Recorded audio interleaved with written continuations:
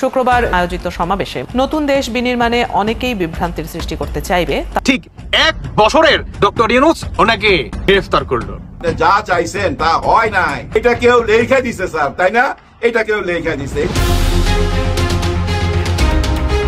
এদিকে আজ ডক্টর ইউনূসের 1 বছর পূর্ণ হওয়াতে কঠিন বিপদে পড়ে।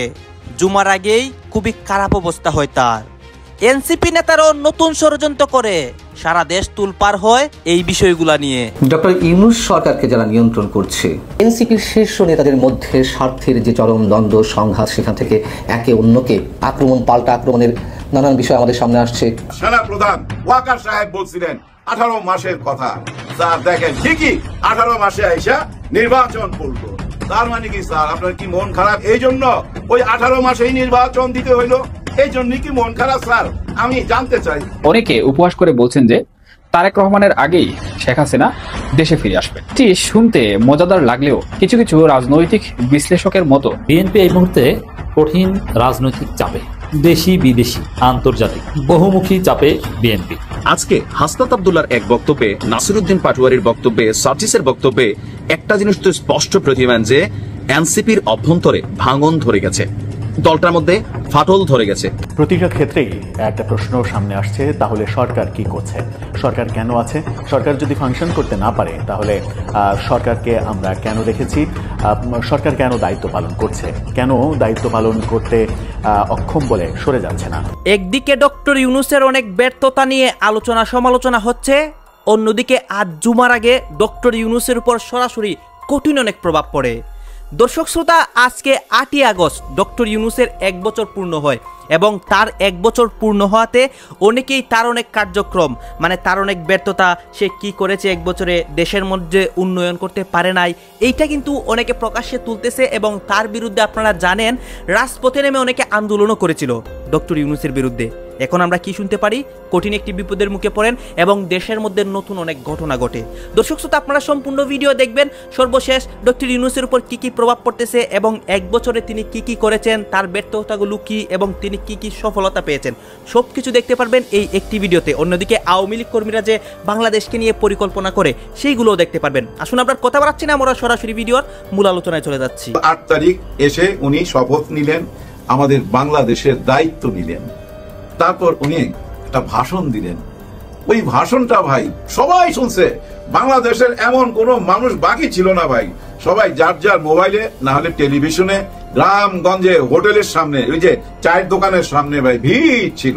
আমি ওই টাইমে গ্রামে ছিলাম, নিজের চোখে দেখা। হায় হায়, মানুষের কৌতূহল। শুধুই প্রথম দিনের ভাষণ না ভাই, ওনার প্রতিটা ভাষণই মানুষ খুব মনোযোগ দিয়ে শুনতো, অনেক স্পিরিট পাইতো, ভিতরে চেতনা পাইতো, একটা স্বপ্ন চোখের সামনে ভাইসা উঠতো। সেই স্বপ্নটা কি জানেন? একটা নতুন বাংলাদেশ, নতুন বাংলাদেশের স্বপ্ন চোখে ভাইসা উঠতো।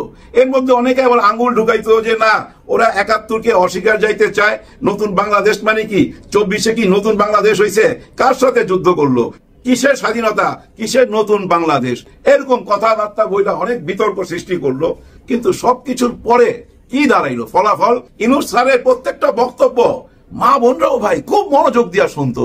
ইয়াং জেনারেশন তো পাগলের মতো উনার বক্তব্য শুনতো, কারণ উনি স্বপ্নের জাদুঘর, উনি স্বপ্ন দেখাইতে পারে। উনার বক্তব্য সরাসরি ভাই এই বাম দিকে এখানে আইসা ভাই ভিতরে ঢুইকা রক্তের মধ্যে ভাই ঢেউ তৈরি করে, সমুদ্রের ঢেউ। ওই যে সমুদ্রের ঢেউর মধ্যে বসে আছে সার্জিস, হাসনাত, পাটোয়ারি, ওরা সবাই ওই সমুদ্রের ঢেউর সাথে আছে। ওইখান থেকেই বক্তব্য দিছে যে আমরা এখানে সমুদ্র গবেষণা করতে আসছি। বাংলাদেশের সীমা তো ভাই অনেক লম্বা, আমরা শুধু যেখানে বসবাস করি ওইটুকু তো না, আরো তো আছে আমাদের সমুদ্র সীমা। বাংলাদেশের সমান তো ভাই, মানে ডবল বাংলাদেশ আমাদের হাতে, পানি সহকারে, সমুদ্র সহকারে, তাই না? ওইটার উপরে গবেষণা করতে গেছে। আসলে হয়েছে কি জানেন, সমুদ্রের পাড়ে মানুষ কখন যায়? অনেক আনন্দে, হানিমুনে, আর না হলে ভাই খুব কষ্টে, দুঃখের সময় ভাই। ওদের মন ভালো না ভাই, মন ভালো না। বুঝতে হবে এই জুলাই ঘোষণাপত্রের খসড়া সবাই হাতেই চলে গেছিল, নাহলে অনেক দলই আসতো না। অনেকে বলতেছিল না যে আমরা তো এখনো দাওয়াত পাই নাই। তার মানে কি ওই খসড়াটা হাতে পাওয়ার পর দেখছে যে হ্যাঁ আমাদের মতোই হয়েছে ব্যাপারটা। খুবই চাঞ্চল্যকর কিছু তথ্য আজকের এই ভিডিওতে থাকছে। আর আমরা যারা অবজারভেশন করি, বিশ্লেষণ করি, সো বিশ্লেষণ কারো কাছে পছন্দ হতে পারে, নাও হতে পারে, বাট আমরা মোটামুটি একটু যোগফলটা একটা লাইনে আনার চেষ্টা করবো যে কিভাবে 2-2 4-এর অনেকটা মিল হয়ে যাচ্ছে। এনসিপি যখন আত্মপ্রকাশ করে তখনই দলটির শীর্ষ পদে কারা থাকবেন এ নিয়ে নিজেদের মধ্যে দীর্ঘ একটা লড়াই সংগ্রাম চলেছিল। তারপর সেই কমিটির আত্মপ্রকাশ ঘটল। আর এখন আজকে হাসনাত আব্দুল্লাহর এক বক্তব্যে, নাসিরউদ্দিন পাটোয়ারির বক্তব্যে, সার্জিসের বক্তব্যে একটা জিনিস তো স্পষ্ট প্রতিমান যে এনসিপির অভ্যন্তরে ভাঙন ধরে গেছে, দলটার মধ্যে ফাটল ধরে গেছে। কারণ এনসিপি আপনার যাদেরকে দিয়ে আমরা চিনি, নাহিদের পরে বা আসিফের পরে হাসনাত আব্দুল্লাহ, সার্জিস, নাসিরউদ্দিন পাটোয়ারি, তাসনিম, যারা এই যে মুখগুলা, আপনি যদি এরকম 2-4-10টা মুখ বাদ দেন তাহলে এনসিপি নামক দলটাই থাকে না। তো সেই যে হাই প্রোফাইল ক্যারেক্টারের লিডাররা এনসিপির, তারা যখন কক্সবাজারে ভ্রমণ করছেন তাদেরকে 24 ঘন্টার মধ্যে সশরীরে হাজির হয়ে কারণ দর্শানোর জন্য নোটিশ দেওয়া হয়েছিল আপনার কি বলা হয়েছে এনসিপির নাহিদ ইসলামের পক্ষ থেকে, পাশাপাশি আখতার হোসেনের পক্ষ থেকে, যে কেন জুলাই আন্দোলনের এত গুরুত্বপূর্ণ দিবসে যেখানে হাসনাতরা বলছিল যদি সরকার নির্বাচনের আগে ঘোষণা না দেয়, এই 5 আগস্টের আগে ঘোষণা না দেয়, নিজেরাই ঘোষণা দিয়ে ফেলবে। তো সেই হাসনাত সার্জিসরা কেন আপনার এই আন্দোলনের সময় মাঠে এই দিবসটাতে মাঠে উপস্থিত ছিল না? এখন দেখেন পাল্টা কি বক্তব্য আসছে। নাসিরউদ্দিন পাটোয়ারির বক্তব্যটা একটা মস্করা ফিল হয়েছে আমার কাছে। কেন ফিল হয়েছে? সাগর পারে বৈশা দেশ, জাতি, ভবিষ্যৎ, রাজনীতি নিয়ে একটু চিন্তা করতে চাইছে। 5 আগস্ট দুপুর 11টা 11:30 দিকে তারা কক্সবাজার গেল। এখন এই দিন তাদের দেশ, জাতি, রাজনীতি নিয়ে চিন্তা করতে হবে। আবার হাসনাতের একটা বক্তব্য আছে, এটা নাকি নীরব প্রতিবাদ। তো নীরব প্রতিবাদটা আসলে কি নিয়ে, কার সাথে? সরকারের সাথে নাকি খোদ দলের সাথে? আবার হাসনাত বলছেন যে দলের উচিত ছিল আমাদের পাশে দাঁড়ানো। কি নিয়ে পাশে দাঁড়ানো? তোমরা কি দলীয় কোনো প্রোগ্রামে গেছো অথবা গুরুত্বপূর্ণ কোনো অ্যাক্টিভিটিস ছিল কক্সবাজারে? তোমরা ঘুরে বেড়াচ্ছ, দামি দামি বিলাসবহুল হোটেলগুলোতে উঠছো, নিজেদের টাকা দিয়ে উঠছো। তো হাসনাত বলছেন অনেকটা ক্ষিপ্ত হইয়া দলের প্রতি, মানে নাহিদদের প্রতি, যে দলের উচিত ছিল গোয়েন্দা সংস্থা এবং অসৎ মিডিয়ার বিরুদ্ধে দৃঢ় ব্যবস্থা নেওয়া। তার পরিবর্তে এমন ভাষায় আমাদের বিরুদ্ধে শোকজ প্রকাশ করেছে যা মিথ্যা অভিযোগ এবং ষড়যন্ত্রকে উস্কে দিয়েছে। কক্সবাজার কাণ্ডে শোকজ নোটিশের জবাবে যথেষ্ট ক্ষিপ্ত হয়ে হাসনাত আব্দুল্লাহ তার ফেসবুকে এই স্ট্যাটাসটা দিয়েছে। এরপরে আমরা যদি দেখি, নাসিরউদ্দিন পাটোয়ারি বলছেন যে ঘুরতে যাওয়া কোনো অপরাধ নয়। আমরাও কখনো বলি নাই যে ঘুরতে যাওয়া আসলে কোনো অপরাধ।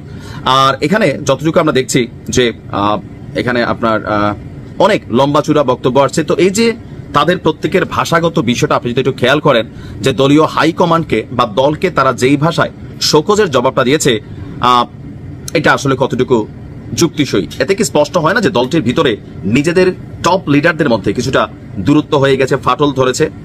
সাগর পাড়ে বসে দেশ, দল, রাজনীতির ভবিষ্যৎ নিয়ে চিন্তা করতে চেয়েছি, এটা কোনোভাবেই একটা পজিটিভ অ্যান্সার হইতে পারে না আমার কাছে। না আপনার এই শোকজের জবাবগুলো আসার পর থেকেই সোশ্যাল মিডিয়াতে কিন্তু এই বিষয়গুলো ভাইরাল হয়ে ঘুরছে।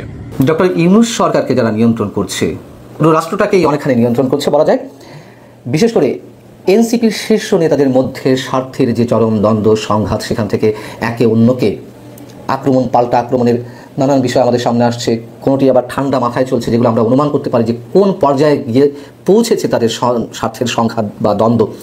এরকম অনেক বিষয় আমরা জানতে পারছি। বিশেষ করে 5 আগস্ট অভ্যুত্থানের বর্ষপূর্তি দিনে এই কথিত বিপ্লবীরা বা অভ্যুত্থানের নায়করা যে কক্সবাজার হঠাৎ করে চলে গেলেন বিমানে উড়ে, এবং পিটার ডি হাস বা অন্য যে কারোর সঙ্গে কোনো বিশেষ গোপন বৈঠক হয়েছে এরকম খবর চারিদিকে ছড়িয়ে পড়লো, গণমাধ্যমে এলো।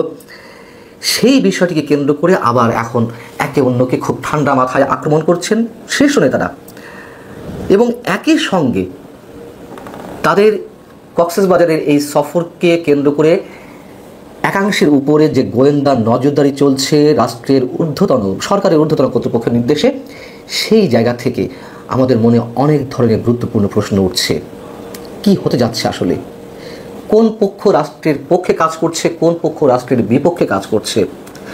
সরকারের ঊর্ধ্বতন কর্তৃপক্ষ বা কারা, যারা হাসনাত আব্দুল্লাহ, সার্জিস আলমের উপরে গোয়েন্দা নজরদারির নির্দেশ দিয়েছেন, সে বিষয়ে আসছি। এবং যে কারণ দর্শানোর নোটিশটি দেওয়া হয়েছিল দলের কেন্দ্রীয় কমিটি থেকে, শীর্ষ 5 নেতাকে কেন কক্সবাজার ঘুরতে যাওয়া হলো তাদের কাউকে অবহিত না করে, বা দলের যে ফোরাম তাদের কাউকে না জানিয়ে, তার উত্তরে আবার হাসনাত আব্দুল্লাহ কিংবা নাসিরউদ্দিন পাটোয়ারির মতন শীর্ষ নেতারা যে জবাব দিয়েছেন তা খুবই হাস্যকর এবং পরস্পর বিরোধী।